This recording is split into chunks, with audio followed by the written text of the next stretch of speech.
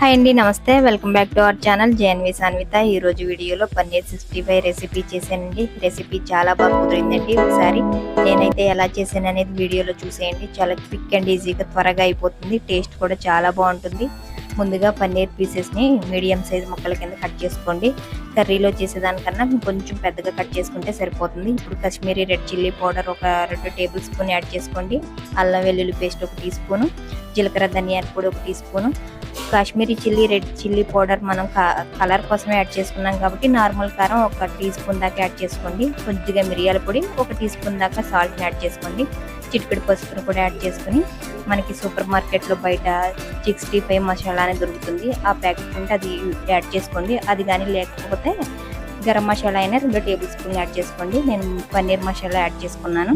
ఇప్పుడు 1 tea spoon దాకా నిమ్మరసాన్ని add చేసుకోండి. నిమ్మరసం పూర్తిగా ఆప్షనల్ అండి. ఒకసారి ఈ స్పైసెస్ అన్నీ పన్నీర్ పీసెస్కి పట్టేలాగా బాగా కలుపుకోవాలి. తర్వాత 2 table spoon cornflour, 2 table spoon దాకా మైదా పిండి యాడ్ చేసుకోండి.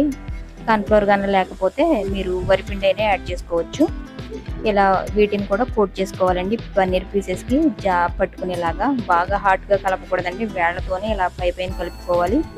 ఇప్పుడు పైనుంచి నీళ్లు కొంచెం కొంచెంగా కలుపుకుంటూ ఇలాగ పన్నీర్ పీసెస్ని కలుపుకోవాలండి.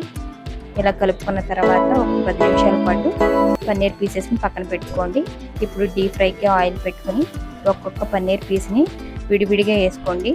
ఇలా విడివిడిగా వేసుకున్న తర్వాత ఆయిల్ మనం తీసుకున్న ఆయిల్కి సరిపడగా యాడ్ చేసుకోండి. అప్పుడే మనం రివర్స్ తిప్పుకుంటాకి కుదురుతుంది. ఇప్పుడు వీటన్నింటినీ జాయిగా ఒక సైడ్ బాగా ఫ్రై అయిన తర్వాత ఇప్పుడు రెండో వైపు టర్న్ చేసుకోవాలి. గ్యాస్ని హై టు మీడియం ఫ్లేమ్లో అడ్జస్ట్ చేసుకుంటూ ఇలా ఫ్రై చేసుకోండి. ఇలా 2 వైపులో బాగా ఫ్రై అయిన తర్వాత వేరే బౌల్లోకి తీసేసుకోండి.